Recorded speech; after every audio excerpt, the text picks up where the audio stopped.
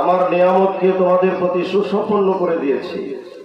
দিন তথা জীবন ব্যবস্থা হিসাবে আমি মনোনীত করেছি ইসলাম। কথার মধ্যে কোনো ভেজাল আছে? যে হাদিসটুকু পড়েছি, বিশ্বনবী বলেন, তারাক্তু ফিকুম আমরাইন, আমি দুইটি জিনিস তোমাদের কাছে রেখে গেলাম। এই দুইটা জিনিস যদি তোমাদের ব্যক্তি, পরিবার, সমাজ, রাষ্ট্র, আইন, শাসন, বিচার, ব্যবসা, বাণিজ্য সর্বক্ষেত্রে ধরে রাখতে পারো, আমি বিশ্বনবী ওয়াদা দিলাম কখনোই তোমরা লাঞ্ছিত হবে না। দুনিয়ার অকল্যাণ, আখিরাতের কোনো অকল্যাণ তোমাদেরকে স্পর্শ করবে না। একটা হলো আল্লাহর দেওয়া পূত পবিত্র গ্রন্থ আল কোরআন, আর একটা আমি বিশ্বনবীর পূত পবিত্র জীবন আদর্শ সম্মিলিত হাদিস। এই দুইটা জিনিস তোমরা ধরে থাকতে পারলে তোমাদের জীবন, দুনিয়া, আখিরাতের কোনো অকল্যাণ নাই। ভাইজান, বাংলাদেশ জামাত ইসলামকে এই দুইটি কথাই বলে কিনা? বলে কিনা? এই দুইটি কথার বাইরে কোনো শান্তি পৃথিবীতে পাওয়া যাবে? আমরা দীর্ঘদিন থেকে দেখেছি এদেশে সাম্রাজ্যবাদ, ইহুদিবাদ, ব্রাহ্মণ্যবাদ, অধিপত্যবাদ, নাস্তিকবাদ, নৈরাজ্যবাদ, কোন তন্ত্র মন্ত্র এদেশকে শান্তি দিতে পারে নাই। কি দিয়েছে?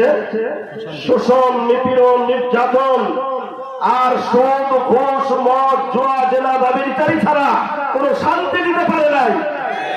আগামী দিন যদি শান্তির স্বপ্ন দেখতে হয়, সমস্ত তন্ত্র মন্ত্র বাদ দিয়ে আমাদেরকে সিদ্ধান্ত নিতে হবে। এই ভাঙা করার যুগে যদি আমরা শান্তির স্বপ্ন দেখি, একমাত্র বিশ্বনবীর আদর্শই কায়েম করতে হবে, নইলে শান্তি দুনিয়াতে আসবে না। রাজি আছেন ইনশাআল্লাহ? সম্মানিত ভাইরা, এই লক্ষ্যে বাংলাদেশ জামাত ইসলামী, আমরা দেশের সব দ্বার প্রান্তে আমাদের দাওয়াত পৌঁছে গেছে। আমরা সকল রাজনৈতিক দল, পেশাজীবী, বুদ্ধিজীবী, কৃষিজীবী, প্রকৌশলী, শিক্ষক, আলেম, ওলামা, ডাক্তার সবাইকে আহ্বান করি, আসুন বাংলাদেশ জামাত ইসলামের এই সুন্দর সুশৃঙ্খল দলে আপনারা অংশগ্রহণ করুন। আগামী দিন ইসলাম দ্বারা আমরা দেশ পরিচালনা করি এবং এই শপথ নিয়ে আমরা ময়দানে নামবো, যতদিন পর্যন্ত ইসলামের বিজয় না হবে, নির্যাতন যত বর্বরই হোক, ষড়যন্ত্র যত নিষ্ঠুরই হোক, এই জুলুম কোনদিন স্তব্ধ হবে না। সম্মানিত ভাইরা, বাংলাদেশ জামাত ইসলামী আপনারা জানেন একটি জনকল্যাণমুখী সংগঠন। জুলুম ও নির্যাতনের হাত থেকে দেশবাসীকে